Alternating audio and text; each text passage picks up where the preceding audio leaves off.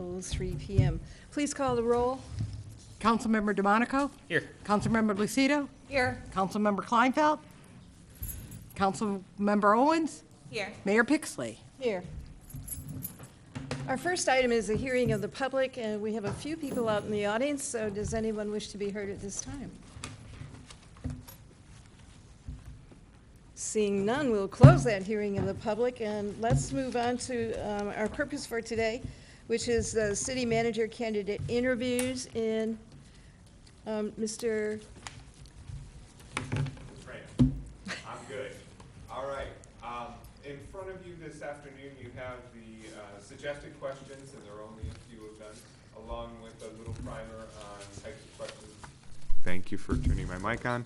Types of questions to be asked at an interview and what we should avoid. You also have in front of you a Word document that includes comments received last evening and earlier today.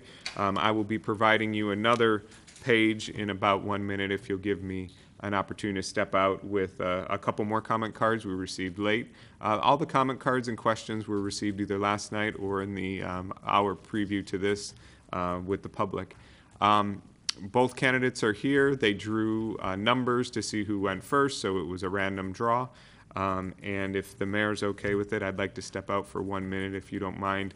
Make a copy of this so council has in front of you all the questions and comments received in advance of both interviews. But before that, if there's any questions, I'd be happy to take them.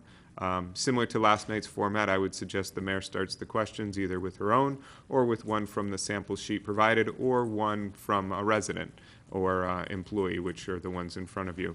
And then you just proceed through. We've scheduled an hour, but of course this is the second round with these candidates. If we go a little shorter or go a little longer, it's important for council to get the questions asked that they have. Any questions for me? No.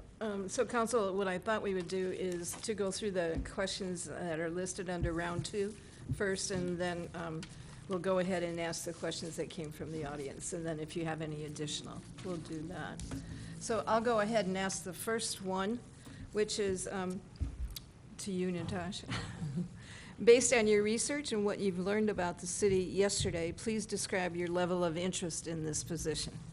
I am very interested in the position, even with the meet and greet and speaking with the employees. That was really good. It gave me a lot of insight as to how the employees feel about their positions. Everything wasn't just, positive, but things weren't negative. It just seems like the employees are working together and they're really passionate about what they do. From the finance director to the building official, they're very astute and really like what they do with being able to actually talk to individuals that have been here a number of years, and in talking to them, I was pleasantly surprised, how long some individuals had been in their positions and how they continue to innovate and do different things, especially with code enforcement, and just being able to talk to them about those things. So I had continued interest before that, but that really made me think this would be a place that I would love to utilize my skills as a professional manager and be a part of the team. So were you able to get out around the city or to meet any residents at all? No, I have not been able to do that. I haven't just gotten out to just meet people. I am here alone, so I'm very careful about that because I'm not really familiar with the area, and it was actually evening, so I did not want to do that. But I did meet the hotel staff, but they happened to be in Roseville, so I'm staying right across the street. So, but they were very pleasant. All right. So let's move on to Mrs. Lucido. How would you describe your management and leadership style? Please identify both strengths and weaknesses related to the style.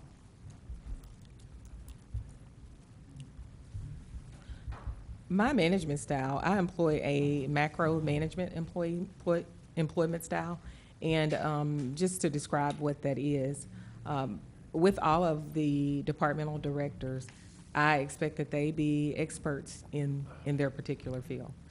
So I don't micromanage that. However, as a leader, I should be there to help to innovate and to work together with them in the different areas. So that would be my style of management. A strength is that I really have the ability to work with department heads and to figure out what they may be need, not necessarily help with, but need that push to say, it is okay, I like for you to think outside of the box, and you don't have to stick with the status quo. So those are my strengths. I would say a weakness would be that sometimes I can be quite the perfectionist and think that things can be my achievements may not, what I would like to achieve may not be realistic at that time. However, that's something that I challenge myself with because I do tend to do that at times. However, I'm open, and I try to have that openness with directors so they can say, hey, this really just, like, let's go back to the drawing board. I've tried that.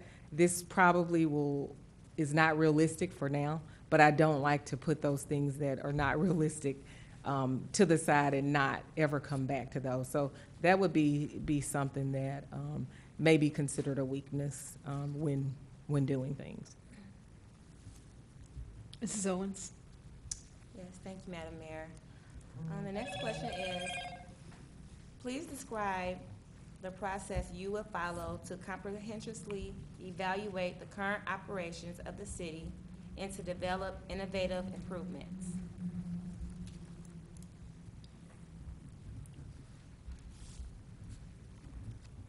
I would first look at, as far as operations, I would definitely want to see the flow chart of how the operations are actually run at this point, meaning looking at all of the job functions, what departments have this under them, and what those job descriptions are, what they're doing, what ordinances are you enforcing here, and look at all of those things. As far as finance, I would like to see the policies and procedures, so that would go for all of the departments. I think as a professional manager, need to know what you're dealing with, and so me as a manager, maybe I could make some recommendations from that point, and then also with sitting down with all of the departmental directors to see if there have been if there needs to be any policies and procedures put in place that they may have spoken to the previous city manager about, and see if we need to bring that forward, and just having that open dialogue and doing a comprehensive study of what I'm working with in coming in, and then going from there to see what I can bring to the table and see what ideas that the departmental directors can bring, even with their staff as well. And then I had something written down. Guess maybe that was a cognitive slip. But so those are the things that I would do to ensure that operationally that I do a comprehensive overhaul. And then also, I think as far as operations, I would have to work with the council as well, because we would definitely need to have a workshop upon getting a new city manager. You definitely need to do that, because you can't be challenged with doing certain things and you don't know what you need to be doing. So it's very important. I know we spoke about that on yesterday, that it's very important for the city manager to know what the expectations are, because there are expectations that a city manager should have as well. Thank you. Mr. DeMonico? All right, good to see you again, Ms. Henderson. Thank you. How do you hold direct reports accountable for projects and/or issues you've delegated to them?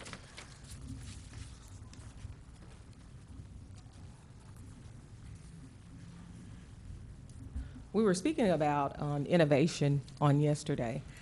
Project management systems, that is something that I feel is very important. It's great to utilize those tools so that when you have projects and you have one person it's been delegated that they carry out this part of the project, and this person carries out this part of the project, that you can actually put that into the program so that you can know where you all are. So when you meet, there's nothing that you don't see that's been done. You can actually meet and talk about, okay, we have this, we have that.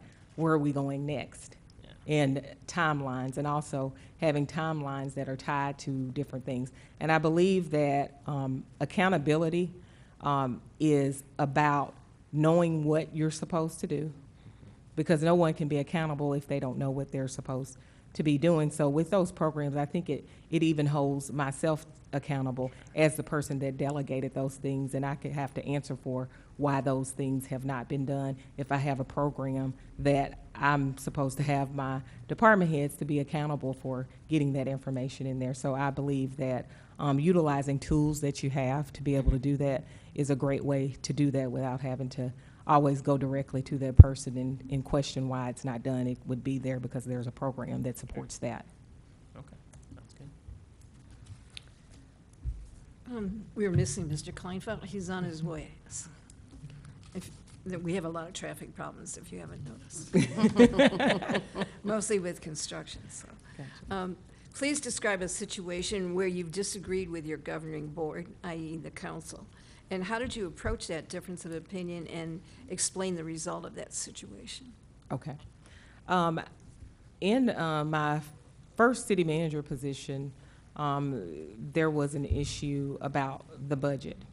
And also tied with that, the deficit elimination plan that had to go along with that.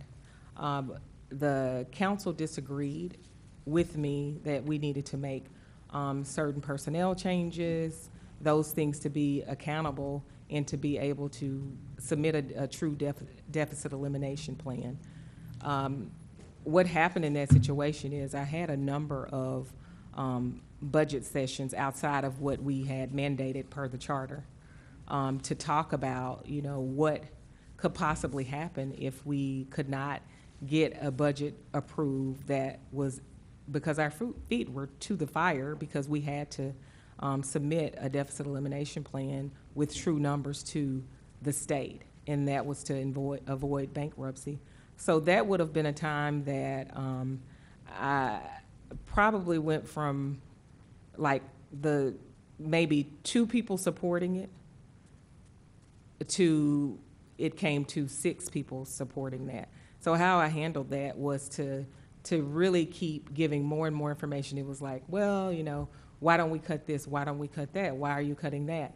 But at the end of the day, those things we had looked at all of those things and addressed customer service, wanted to ensure that we had, we would be able to manage with customer service, showing how we could not utilize water funds for public safety and showing all those things. So how I dealt with that was being very informative and being open to put in the work in the time to be able to show the council what we needed to do, in that how I had put in a lot of work to bring something to the council so that they could move forward with it. And then we even did make some adjustments where I could make adjustments, and the mayor and council had issues. If I could make those adjustments, I would. And so I like to work cohesively to try to make things work. And that was definitely a situation that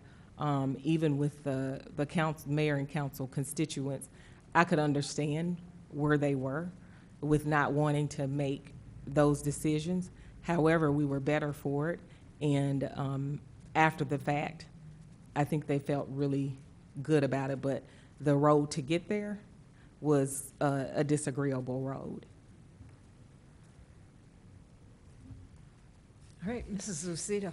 If selected as the next city manager, what do you predict your tenure will be? I would serve at the pleasure of the mayor and council, but I would hope that the mayor and council would like for me to serve a long term. The average term that a city manager serves, it can be 3 to 5 years. That's longevity. However, I see it past that because with my first city manager position, I was there 7 years, so I wouldn't expect any less out of this position to be there even be here even maybe longer than that. Yeah, I think what we were kind of just, like, do you have, like, do you ever want to move out of, is this, like, your last stepping stone? Do you plan on moving out of this position ever? Or you plan on being a city manager, like, long-term? That was kind of what I was, asking. I would Yeah. like for it to be a long-term Okay. position. Perfect. Yes. Mrs. Owens? I would like to add, I'm just realistic. So Yeah, no, I as realize a city that. manager, we yeah. have this data, so No. I can't, it's like, Exactly. kids can't ignore it, so. We're hoping for a long-term, so. Yeah. Yes, we would like to know, do you have any questions for the mayor and the council? Yes, I do.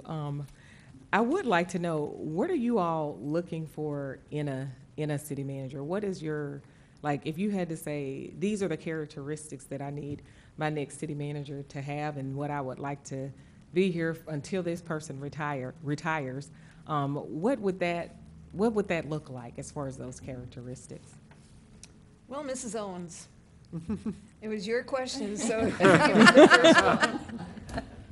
Well, one, I think you talked a little bit on it yesterday when you said that you look at what other cities are doing, and then a lot of people copy those ideas. I want to see some ideas that no cities are doing that's brought to the city of Eastpointe. Some of the things that we're going through, or some of the things that you've seen, do you see any of those? Some ideas that you got from the things that you learned from the city of Eastpointe that you can bring out or do something different with Eastpointe? Do you see you doing that as a city manager? Oh, you're asking, oh. Now I I'm was- bringing back to you. Oh, okay. Yeah. Yes, most definitely. That's something that comes with coming to a community, doing the SWOT analysis to see what opportunities are there, that we can strengthen the community and move forward and be more innovative. But it starts with a lot of research to see where you are and where those opportunities are. Some of the things that you have researched about Eastpointe, what do you see out of the opportunities that you've seen in the resources that Eastpointe has? What kind of things that you think you can get out of that as far as ideas, just offhand? Yes, ideas. I think that I believe that with this community and the proximity to Detroit, people like me, that really stands out. That I could actually be driving down the street, and then it's like, oh, I'm in Detroit, and I can actually see those buildings that those larger companies are located in, and see those skyscrapers.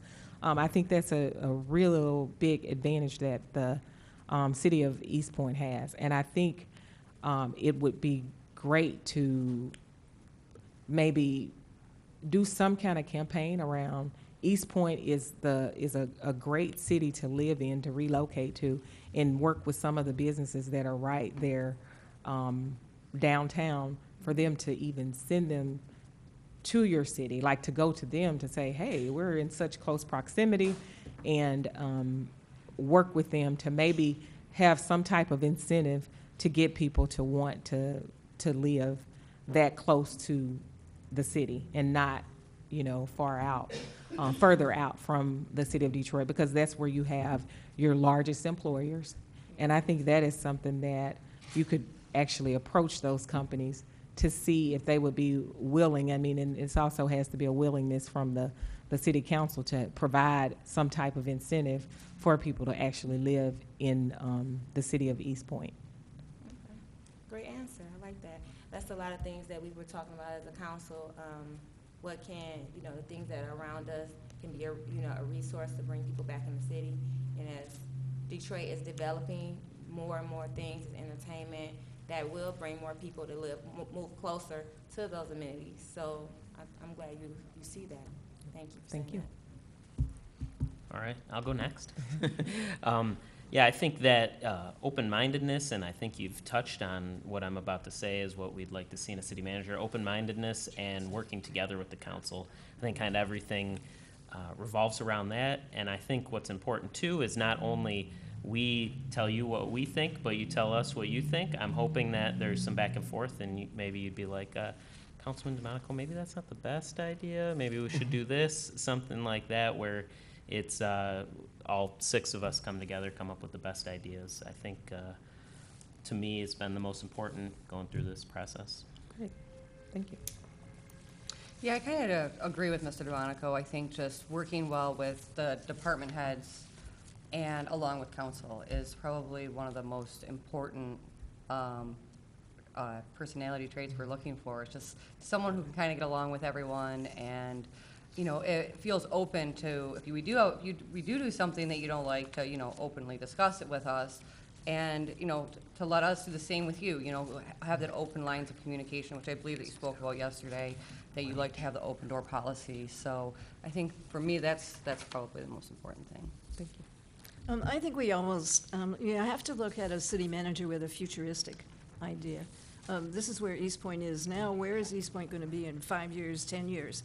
And then I think it takes a great deal of skill for the city manager to weave into ideas, into your role, and then bring those ideas back to council so that we can work together and accomplish those things. I also want to see a city manager that takes the lead in managing their staff, the department heads.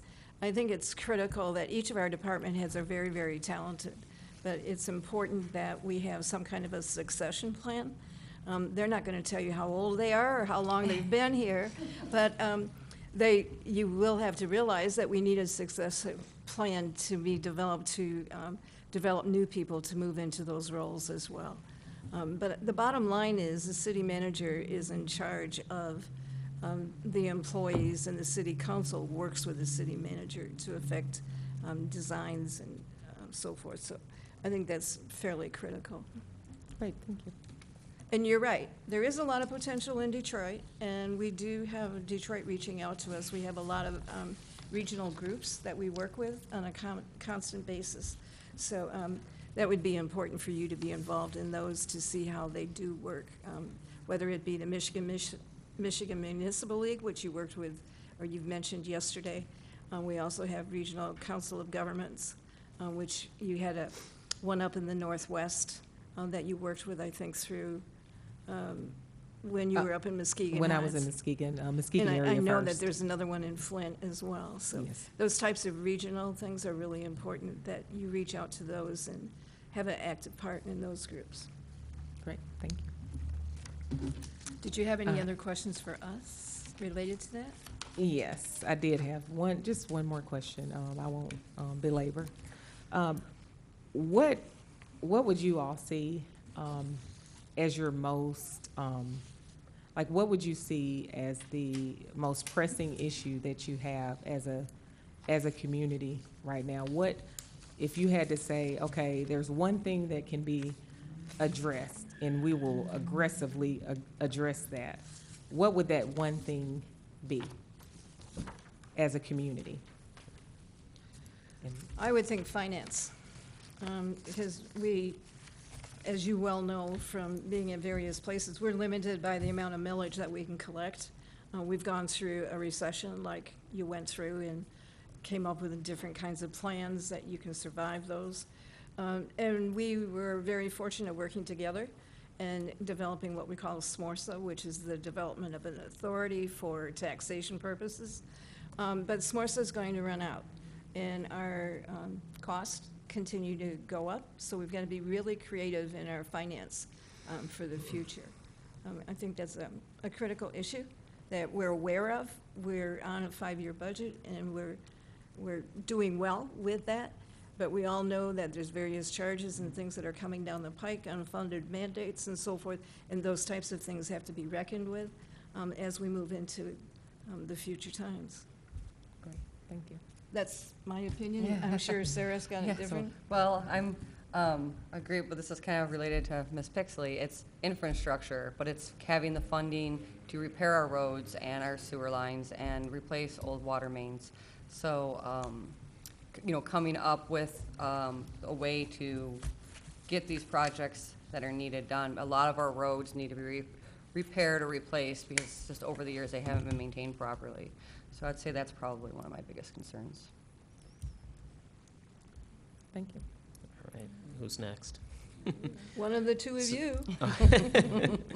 So I always think this is kind of a hard question to ask, because I guess you're not always just working at one issue at a time.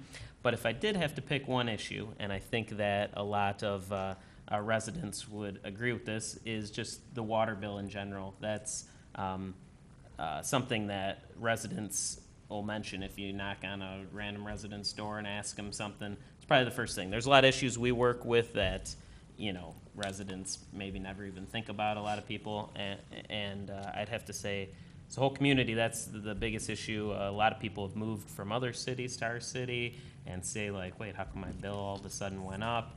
And, I mean, they're complicated things, too. It's not very easy to explain. You got all the different, you know, water rates, sewer rate, the ready to serve. I have to say, at this time, I would say that's the biggest issue, and we have a rate study coming up, third-party rate study. I would Thank you. say it would be two things for me. It'd be one, the rental properties. A lot of people have concern about the renters, and I want to find a way where we just bought a whole bunch of houses, how we can use the houses that we bought to incorporate people that home ownership that are renters in the city of Eastpointe. Because if they're renting in Eastpointe, it must be a good city for them to live in. But how can they have some, you know, be a stakeholder in the city that they live in and own a home? So the second is to hire more police officers. Some police officers are leaving, and this is the problem with surrounding cities, people trying to hire police officers and public safety officers. So how can we get them to work for the city of Eastpointe? Some incentive, something to, you know, get them to want to work here. I don't know how we would do that. Maybe you have some ideas. So it's pretty much public safety and home ownership for me. Thank you. All I right, would- our audience have given us a couple other questions that, for you, for both candidates. So one of them is, tell us about a situation at any job you've ever had that you found stressful. Oh, I don't think I've had anything on this. Just try and choose just one. I would say my previous job in public administration with the city of Flint, the water situation was very, very stressful, and working through that whole issue, it was very stressful. However, I recognized that I couldn't do everything myself, so it took a lot of teamwork to work through that issue. So, and that's why I believe it's imperative that you have a great team to work through those stressful times and to be able to delegate when you need to delegate. I would just like to ask a question related from that, if you don't mind. When you came to Flint, was that just before the water crisis had been discovered, or was it right at that particular moment, or right afterwards? There was actually a water crisis when I came to the city of Flint, because I was actually recruited to come to the city of Flint because of my experience with water issues and having a background in that. Because with my first employer, the city owned and operated a water filtration plant, and then also I was recruited to the city of Muskegon Heights because I had worked for a city with that owned and operated their own water filtration plant, and then that's how I ended up with the city of Flint. So there were already water issues, and that's why I was recruited to come to the city of Flint. So the water filtration plant, the initial one was in Texarkana? Yes. And then, wasn't there something at the second one at Muskegon Heights? You also had one, but weren't you involved in transferring that responsibility to another group? No, actually, I'm proud to say the city of Muskegon Heights continues even today. They own and operate their own filtration plant. However, two of the customers decided to go to the city of Muskegon to buy their water, and I'm proud to say that the city of Muskegon Heights still has a lower rate than any of those communities. So that was worked out really well for the city of Muskegon Heights. All right, Sarah, did you want to ask the other question? Tell us about a situation at any job you've ever had that you found stressful. That's the one I Oh, just that's what I asked.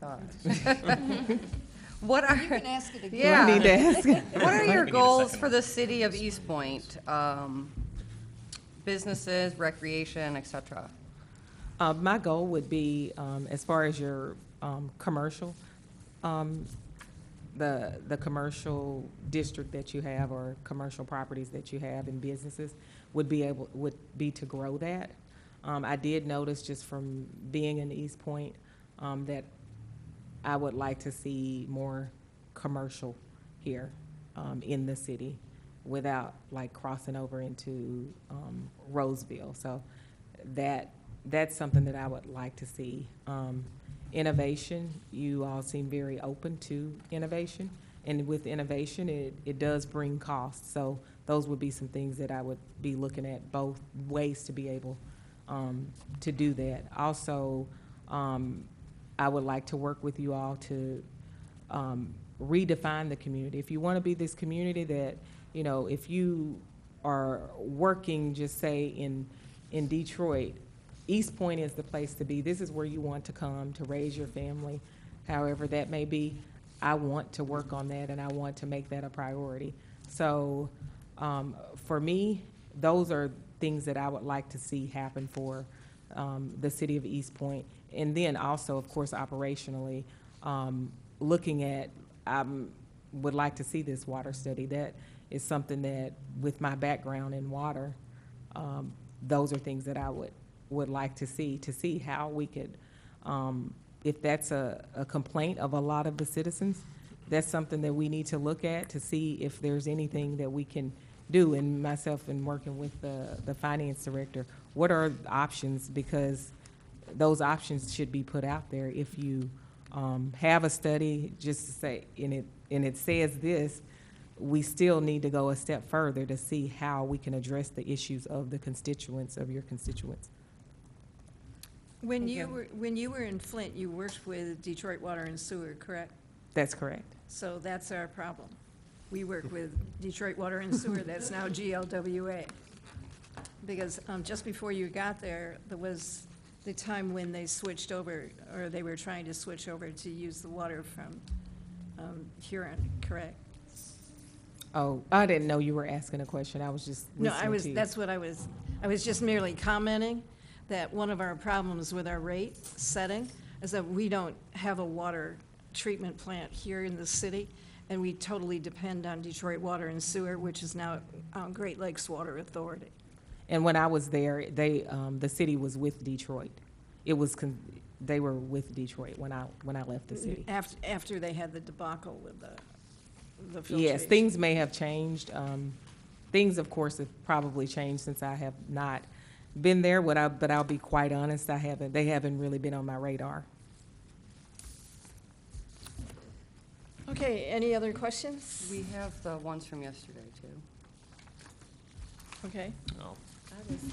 Well, some of these questions look, some of them should already Do you want answered. to go ahead and ask one of the question cards from yesterday? Yeah, I think you kind of answered when I asked you about some of the resources and things that you see from Eastpointe, some of the ideas I asked you that are ready, and it's two of those questions in here that is similar to that. The last one is definitely that. Well, I guess, how will you be instrumental in moving Eastpointe to the 21st century and growing Eastpointe? I would, I may repeat some things that I've already. Yeah, it's kind of the same question. Already spoken about. I believe that just from you all telling me what your pressing issues are and what you're looking for in a city manager, those definitely are things that I would be focusing on. And you want to be moved. It seems like you all have the willingness. Some of those things, there will be a cost to it, but the one thing that you would have for me, I will bring things to the table, and I do like to try to figure out a way to be able to implement those things. So, without just repeating the things that I'd already said. So, you wouldn't have to worry about that for me. willing to bring things forward, even if we don't have a plan just yet, but I just want you to know that we're always thinking and we want to be ahead of the curve. I don't like to meet expectations. I like to exceed and not even be in a box of these are expectations. Let's think outside of that, because it's the only way that you can really move forward, especially with innovation. It's whoever gets to it first. Cardi, did you want to ask one of those? Sure. One's road construction's a big topic of conversation in Michigan and a large budgetary concern for many cities. Describe your thoughts on the current, or maybe not as current as of very, very recently, work stoppage facing our state. Excuse me, I didn't hear. The work stoppage of all the construction work going on across the state. Well, I guess you're. I did hear from- that it started back Yeah. just it started What, a back couple today? hours ago Or or tomorrow, yeah. So I did. So that's great. I think that's great. That's my thoughts on that. As far as the construction of streets, are you saying that you would like to see that in the city, and what are my thoughts on that, and how ways to finance that? Sure. Okay. Okay. 'Cause This is man the question. okay, yes.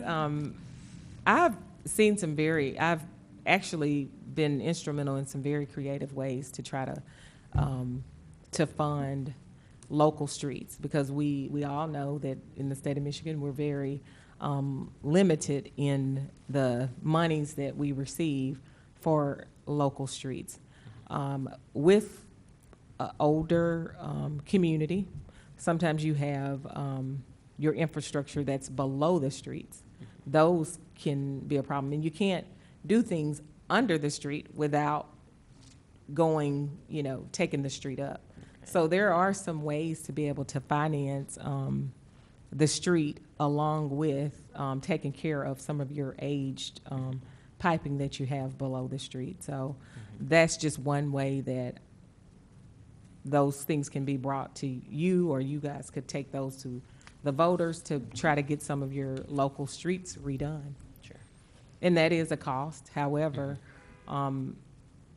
it's happened that communities were willing to take a tax for, a certain amount of time because they knew that their streets would be redone. Sure. Thank you. And I have a fun question. So, this gray hair doesn't mean that you can't be creative and have a lot of fun. So I'd like you to maybe share with us some of the fun, creative things that you could do, or you've only been here for a few days, but with the city of Detroit, city of Eastpointe. So I want you to kind of dream really big and think out of the box and think of some things we could do from the city perspective. Some fun, creative things. I think. Feasible and yet practical. Oh, okay. How about, feasible, I would have thought, if I can, I'm going to say that this is feasible. It would be nice if, I haven't seen a city, I don't know of a city that's right in this vicinity, because you have a lot of smaller cities that are located here. Wouldn't it be nice for the city of Eastpointe to have a water park that people would actually bring their kids from all of the surrounding cities to be able to come to the Eastpointe water park? Like, oh, where are you going today? Oh, I'm taking the kids to the water park. So those are things that it may not seem really huge, but however, that could get people into your community. So things that don't necessarily, I don't know what the cost to that would be. However, those are things to me that are feasible if you plan for it, and to get a location, a great location for that, and to people to come into your community so that their kids can come to the water feature that you have in your community. Okay. All right. Now I have to find the money for it, but still. Anyone have any additional questions? All right, Mr. Vitrano, do you want to talk any more about the process right now? No, yes, I will just share that we'll have the second interview, and then the candidate is excused, and the second candidate will be excused. And then we'll have a discussion on our next step, which could include identifying a preferred candidate or other instructions for GovHR. Thank you. And thank you so much for Oh, coming down and and thank you. interviewing with us. Yep.